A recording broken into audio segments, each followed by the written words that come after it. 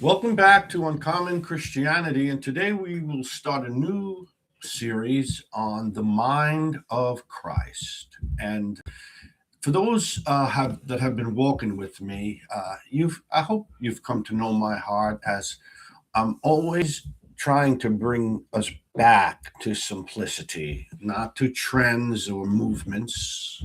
We don't need movements, but just to the truth, to the simplicity of the truth. So, in this series, I want to talk about something that I believe is very important, especially for this hour that we're living in. I want to talk about how we think, because the Christian life is not only about what we believe, but it's about how we see, then how we process, and how we respond. And our response is always from internal, it begins inside. And I want to talk about learning to be thinking properly. So, for that, we have to begin in the right place. And I want to answer an honest question, which is what we do. We ask questions and answer them. And what is that? As believers, we can we think in a way that we could not think before? Because of that, what has changed if we can think in a way now that we could not think before? And I believe if we understand this, then everything else becomes, we could work through everything else because once our understanding is clarified, our activity will be clarified. So the answer to the question is really profound in a way, because salvation did not just forgive us. We say, I'm saved, I'm going to heaven. But no, it transforms us. What salvation does, it makes us from one being and makes us into a new being.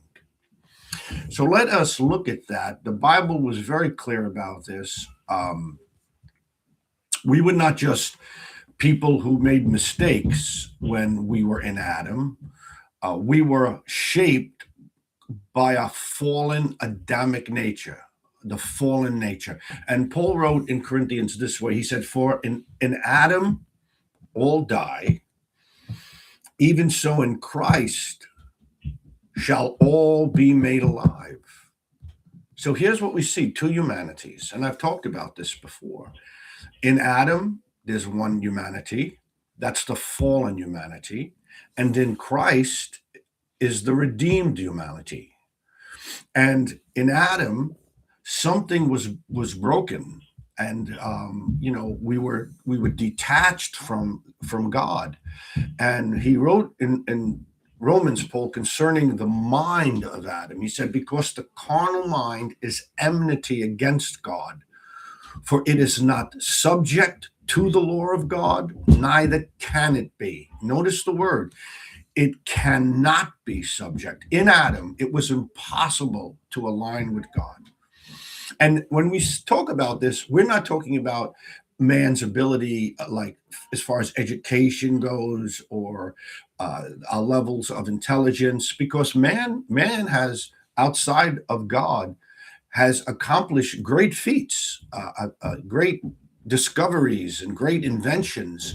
We're not talking about that. We're talking about aligning with the heart and the mind of God. And the fallen mind, the Adamic mind, is not wired to agree with God. The way Paul said it in Ephesians was this: we had our understanding was darkened. We were alienated from the life of God.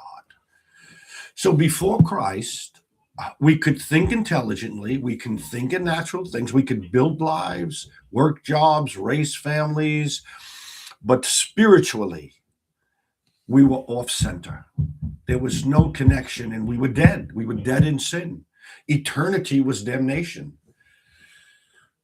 We were living from Adam, and it was impossible to be aligned with God. Now, but the beauty of the gospel is that God did not just come to help us manage our behavior. What he did come to do is why we read there was an Adamic man and now a Christ man. He came to change our inner man. The prophet Ezekiel wrote these words long ago. He said, God prophesied concerning mankind. He said, a new heart also I will give you, and the new spirit will I put within you. I will take away the stony heart, and I will give you a heart of flesh. So God promised to do a little heart surgery, not improving the old heart, but replacing the old heart, taking the stony heart out and putting a fleshly heart in. And then Jeremiah said this concerning the new heart: I will put my law in their inward part and write it on their heart. And this was always God's intention.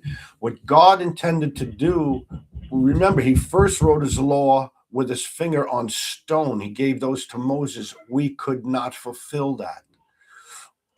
That proved and told us we were not aligned with God. So he never was looking for some kind of external religion, but he was always after an internal transformation. So this new heart that we get, God now writes his voice and his will right onto our hearts. So when it comes to Christ, this is what has happened. In 2 Corinthians, Paul says it this way: therefore, if any man be in Christ, he is a new creature.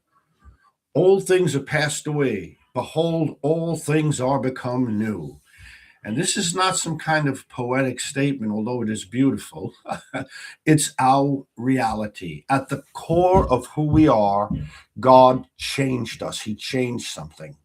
And in Romans 6, Paul said, thanks be to God that we who were the servants of sin, but we have obeyed from the heart. From the heart. That's where he touched us at the center of our being. We talked about this in other places about salvation. The grace of God through the gospel comes to us, and that grace empowers our heart to receive Christ, and our heart is changed. This is why a Christian, it's not about behavior modification, it's a new life. We are new creatures. So if our heart is new, then why do we struggle in our thinking? Because we do sometimes. Why do we have this confusion? Why do we deal with instability at times? And this is where we have clarity in the New Testament. Thank God we have the writers of the New Testament, because they made everything easy for us to understand. Because while the heart is made new, the mind is being renewed. So the heart instantly is made new, but the mind, that part of our being, the part that processes what the heart is being renewed. And Paul wrote to us in Romans 12, he said, be not conformed to this world. What is this world? John told us, he said, this world is the lust of the eye, the lust of the flesh, and the pride of life. And the Father hates those things. But be transformed by the renewing of your mind. Notice the order.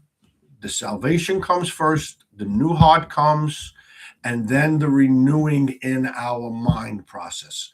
God changes the core of us instantly, but the patterns of thinking are renewed over time. So now this explains why so much of Christian experience needs to be a process. A believer, even though we have a new heart, we still carry mental patterns or fears, old ways of reasoning, or reactions and instincts that we've learned as being Adamic. And not because the new heart is false, but because the mind has not yet fully learned. It's a process, the renewing of the mind. This is why Paul wrote it to us also in Ephesians, and he said, and be renewed in the spirit of your mind. And he wrote again in Colossians, he said, put on the new man, which is renewed in the knowledge after the image of him that created him. So you see, it's something we do. The new heart, something God did. But the renewed mind, we work with God. It is is what taught this in other places. It is the bearing of our cross daily. The process of the cross is the mortifying of the deeds of the flesh. That's something we do. We now have the option, we have the choice to allow the old Adamic ways to live through us, or to allow the new ways of the Christ mind to come through. But see, the new Adamic, the old Adamic way wants to live still. So we have to subjugate it. That's something we have to do. We have to put it down and allow the new mind, the spirit of the mind, the new spirit that we have in Christ to process through us, so that our actions become that which is pleasing unto God. And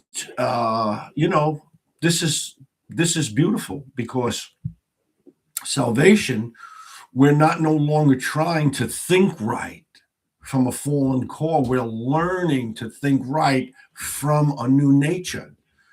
We are not reaching up to try to be better than Adam. We're growing outward from Christ being formed in us. Paul said this, until Christ be formed in us. But we're part of that process.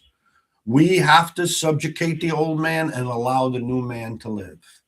And we can too, because Paul said in 1 Corinthians 2 that now we have the mind of Christ. Not that we will have it, we have it.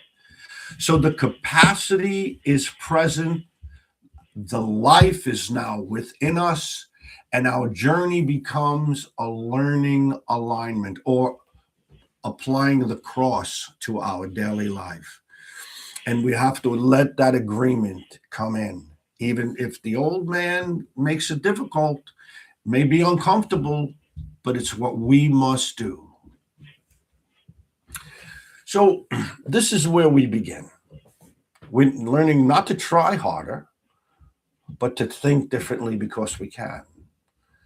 But with the understanding that God has already done something. He's already given us a new heart, and this new life has begun. And everything that follows in the Christian life flows out of that. We are not being asked by God to manufacture something. We are learning to live from something that has already happened inside of us. And as we go forward in this series, we are going to understand that we're starting with transformation, not from a pressure of trying to be something.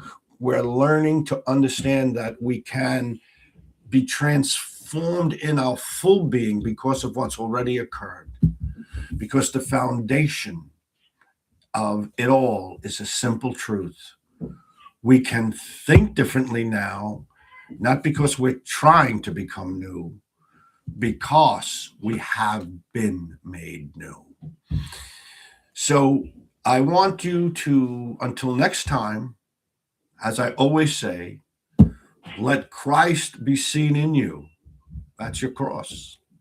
And please stay safe.